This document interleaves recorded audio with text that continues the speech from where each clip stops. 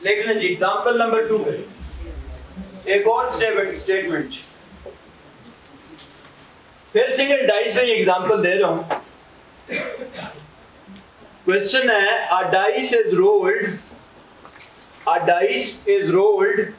what is the probability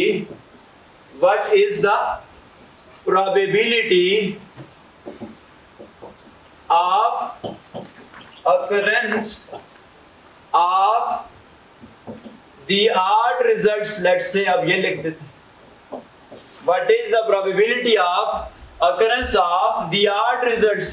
ये लिख जो ही प्रोबेबिलिटी का नाम लिया है पहला काम क्या करेंगे आप फार्मूला लिखें। तो सबसे पहला काम तो फार्मूला लिखें। सॉल्यूशन में हम जानते हैं probability of an event E is equal to सादा जुबान में लिखेंगे फार्मूले को जो एक आम बंदे को समझ आती है प्रोफेशनल वर्ड्स हटा के लिखें। आप इसको लिख लें number of ways of occurrence of an event divided by total possible outcomes।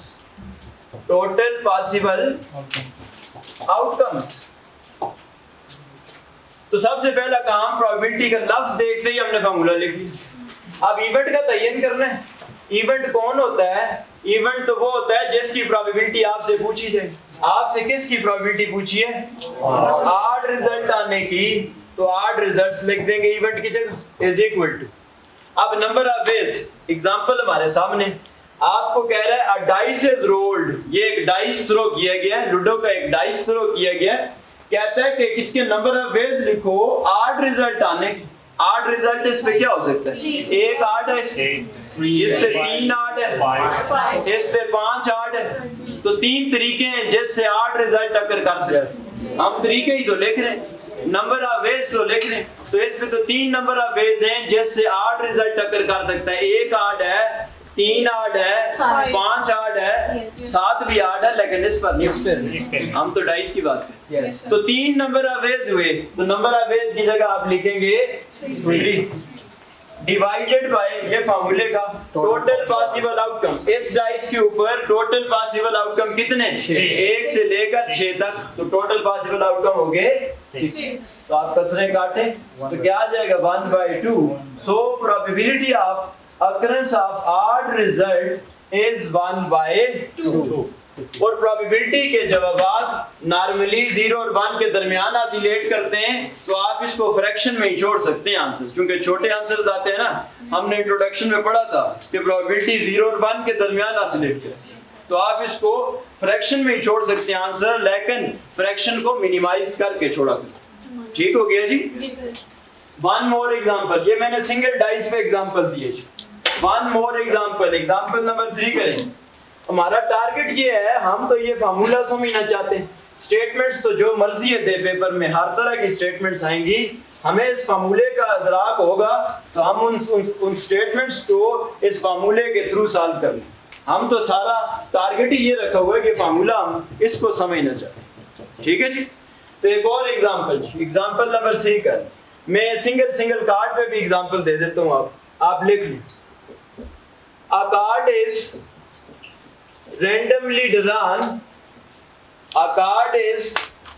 randomly drawn from a deck of 52 cards। what is the probability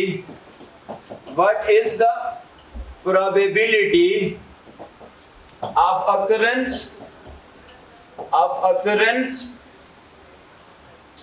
of, मैं इस सवाल को दोहरा छोड़ देता हूं इधर ही, क्योंकि हो सकता है कि सारों को कार्ड्स का स्ट्रक्चर ना आता हो क्लास में। तो मैं पहले कार्ड्स का स्ट्रक्चर आपको समझा देता हूं उधर 1 मिनट में रफ में, फिर हम सवाल पूरा कर लेंगे। तो आप रफ में पहले कार्ड्स का स्ट्रक्चर लिख लें जल्दी से जी, जिनको अगर कार्ड्स का बिल्कुल नहीं पता। टोटल जो कार्ड्स होते हैं ना वो तो 52 होते हैं। टोटल कार्ड्स 52 होते हैं। टोटल ताश के पत्ते 52 है 52। इसमें से 4 मेजर कार्ड्स होते हैं ना, 4 मेजर कार्ड्स होते हैं। क्या क्या? सबसे पहले तो आप लिखें हार्ट, कुछ इस तरह की स्ट्रक्चर होती है। फिर एक और आप लिख लें डायमंड, कुछ इस तरह की स्ट्रक्चर होती है। फिर एक और लिख लें आप स्पेड, कुछ इस तरह की स्ट्रक्चर होती है। एक और लिख लें आप क्लब, कुछ इस तरह की स्ट्रक्चर लिख, ये चारों लिख लें आप। यानी मैंने कहा टोटल कार्ड्स 52 है, टोटल कार्ड्स 52 है। इसमें से 4 मेजर कार्ड्स हैं। कौन कौन से? पहला हार्ट, फिर डायमंड, फिर स्पेड, फिर क्लब। अब इसमें हर एक के साथ 13 होते हैं, हर एक के साथ 13 होते हैं। 13 क्यों कह रहा हूँ? 14 या 15 क्यों नहीं कह देता? मैं तो कहने में कह दूंगा 15, लेकिन 4 दफा 15 जमा करोगे ना 60 बन जाएगा। हमने तो कहा था टोटल 52 होते हैं, 52 होते हैं, 60 तो नहीं। तो 13 इसलिए कह रहा हूँ कि 4 दफा 13 जमा करो तो 52 आता है, 52 आता है, इसलिए 13 बोले, ठीक है। और ये जो 13 है इसके अंदर मजीद डिवीजन करो, 4 एक जैसे, 9 एक जैसे, 4 और 9 फिर 13। वो जो 13 है ना उसकी सब डिवीजन करो, 4 एक जैसे, 9 एक जैसे, 9 और 4 करो जमा, फिर 13 बन गया, ठीक हो गया। अब वो जो 4 है ना इसमें आगे आप लिख लें, एक लिखो किंग, दूसरा लिखो क्वीन, तीसरा लिखो एस, और फिर लिखो फोर्थ वन आप जैक। ये 4 हो जाए। और ये जो 9 है ना ये नंबर्स होते हैं, नंबर्स 2 से लेकर 10 तक होते हैं ना। आप 2 से 10 तक गिनो ना, 9 नंबर ही बनते हैं, 2 से लेकर 10। सारी यही वाली स्ट्रक्चर, इधर भी रिपीट, इधर भी रिपीट, इधर भी रिपीट। यानी डायमंड के साथ भी यही पैटर्न, आपके स्पेड के साथ भी यही पैटर्न, और क्लब के साथ भी यही पैटर्न, ठीक है। और यही वाले होते हैं, मैं आपको दिखा भी देता हूँ। ये है ना, ये देखें इस तरह का मैंने लिखा है एक आपके सामने, वो तीसरे नंबर पर स्पेड नजर आ रहे हैं, तीसरे नंबर पर स्पेड लिखा है ना मैंने कुछ इस तरह का, और एक और इस तरह का भी लिखा है, वो आपका चौथे नंबर पर, ठीक है। इसी तरह एक और मैंने आपके सामने इस तरह का भी लिखा हुआ है, वो आर्ट आपको नजर आता है। तो ऐसे ही होते हैं जैसे मैंने लिखे उधर हैं, बाकी आपने घर जाके देखो। अच्छा जी, तो ये मैंने जनरल स्ट्रक्चर बताई है ना, इसलिए बताई है ना कि शायद सब लोगों को ये कार्ड्स की स्ट्रक्चर ना आती हो। जिसको नहीं आती है उसके लिए बताया है, जिसको नहीं आती है उसके लिए मैंने बताया है, वरना लूडो का तो सबको पता होता है ना, कार्ड्स का शायद सबको ना। लूडो का भी अगर आपको नहीं पता तो वो वैसे मैंने दिखा तो दिया है वो भी, लेकिन अगर वो भी नहीं पता ना किसी को तो वो फिर इस धरती पर बोझ। वो तो सबको पता होता जी। मैं समझाता हूँ, मैं अभी सवाल कंप्लीट किया ही नहीं है, मैंने सिर्फ स्ट्रक्चर लिखी है, ठीक है। मैं रिपीट करता हूँ इसको, और इसके अलावा एक दो चीजें और भी बताऊँ आपको। रेड और ब्लैक 2 कलर के होते हैं ना, ये 26 होते हैं, 26, ठीक है, ये भी बताओ। एक चीज और भी बताओ आपको, फेस कार्ड्स ये 12 होते हैं। फेस कार्ड से मुराद है कि जिसके ऊपर शक्लें बनी होती हैं, वो क्वीन, किंग है, वो 12 है। तो नॉन फेस कार्ड्स कितने हो जाएंगे? 52 में से 12 निकालो तो 40, तो 40 नॉन फेस कार्ड हो जाएंगे। तो मैं एक दफा कार्ड्स की स्ट्रक्चर रिपीट कर देता हूँ। मैंने बोला टोटल 52 कार्ड्स, इसमें से 4 मेजर कार्ड्स हैं। कौन कौन से? पहला मैंने लिखवाया हार्ट, दूसरा लिखवाया डायमंड, तीसरा स्पेड, चौथा क्लब, और ये 7 लिख दिए। इनकी शक्लें कैसी हैं मैंने दिखाई भी, और हर एक के साथ 13 की सब डिवीजन है। 13 क्यों बोला है, 13 क्यों बोला? क्योंकि 4 दफा 13 जमा करो तो 52 बन जाता है। हमने कहा था टोटल कार्ड 52 है, इसलिए 13 बोल। और ये 13 में मजीद सब डिवीजन, 4 एक जैसे, 9 एक जैसे, 4 और 9 फिर 13 होते हैं।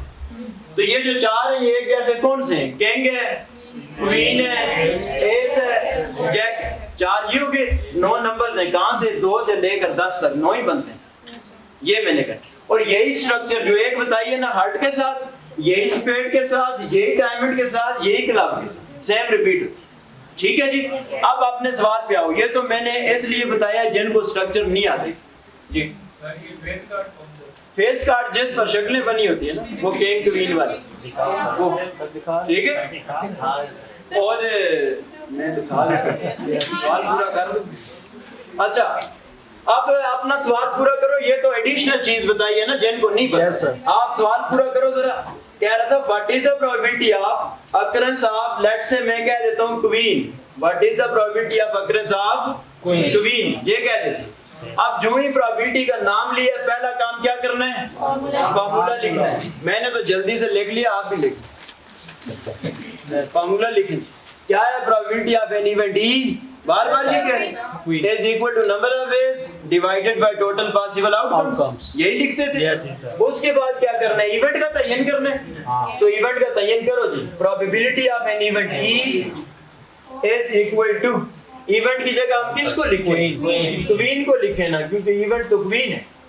नंबर ऑफ वेज, तरीके कितने हैं जैसे क्वीन अकर कर सकती है? 4 है। किस तरह? देखो इधर जरा स्ट्रक्चर, ये क्वीन है, ये ना हार्ट के साथ, मैंने कहा ये इधर भी आएगी ना, सेम रिपीट होगी। डायमंड के साथ भी यही स्ट्रक्चर, इधर भी क्वीन आ जाएगी।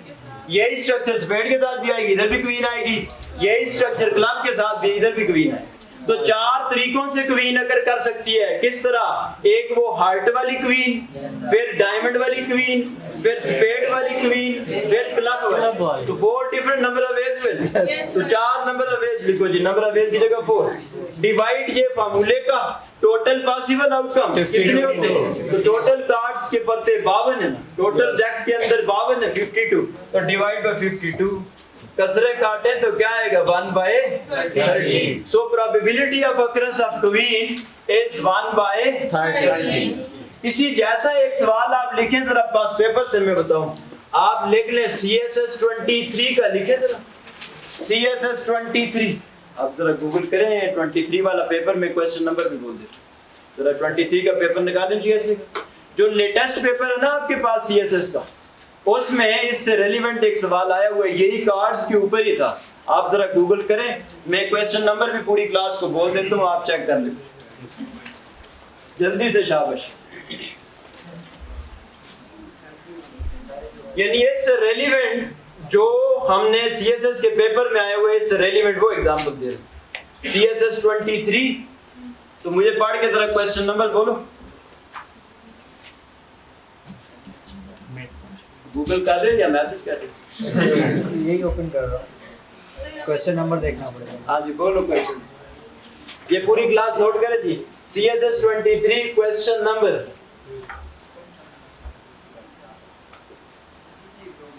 कहीं आखिर वाले सवालों में 5वां या 6वां सवाल है, 6 नंबर पे है गालबन। 6 पार्ट है। CSS 23 का बी कौन सा जी? 8 का बी। 8 का बी। तो लिखें जी CSS 23 क्वेश्चन नंबर 8 और पार्ट नंबर डी। इससे रेलिवेंट डी या B? B, part number B. CSS 23 question number 8 part number B. अब जरा सवाल पढ़े। A card is drawn at random from A card is drawn at random from a box containing 12 cards, 12 cards, number 1 2 3 number 1 2 3 up to 12। yes sir। ठीक है जी। पहली line ये बोला, ये CSS का सवाल जो बता रहा हूँ इससे रेलिवेंट, कहता है एक बॉक्स है, उसके अंदर 12 कार्ड रखे हुए हैं जिनके ऊपर नंबरिंग की हुई है 1 से लेकर 12 तक। अब आगे पूछता क्या है जी? find the probability of drawing number 8 and What is the probability of drawing 8? पहले ये पूछे, आपको बोला क्या, एक बॉक्स है, उस बॉक्स के अंदर 12 कार्ड रखे हुए हैं, उनके ऊपर नंबरिंग की है 1 से लेकर 12 तक। ये पहली लाइन समझियो। फिर कहता है what is the probability of drawing a card from that box. Of drawing a card, वो कार्ड कौन सा? 8 नंबर वाला जिसके ऊपर 8 लिखा हुआ। तो जो ही प्रोबेबिलिटी का है, आपने पहला काम क्या करना है? फॉर्मूला लिखना है। तो probability of an event is equal to number of ways of occurrence divided by total possible outcome. यही लिखते हैं। फिर इवेंट का तयन करो ना, 8 का पूछ रहे हो तो इवेंट की जगह 8 लिख लो। Is equal to number of ways, तरीके जैसे 8 अकर कर सकता है, वो तो एक है। उस बॉक्स में 8 वाला एक कार्ड है ना, एक तरीका है जिससे 8 अकर कर सकता है। तो नंबर ऑफ वेज की जगह 1 divided by total possible outcome कितने 12 उस बॉक्स के अंदर टोटल 12 कार्ड हैं तो 1 डिवाइड बाय 12 ये सीएसएस के पेपर से बता रहा हूँ ना वाजे मैंने आपको रेफरेंस दिया बात समझे Yes, sir.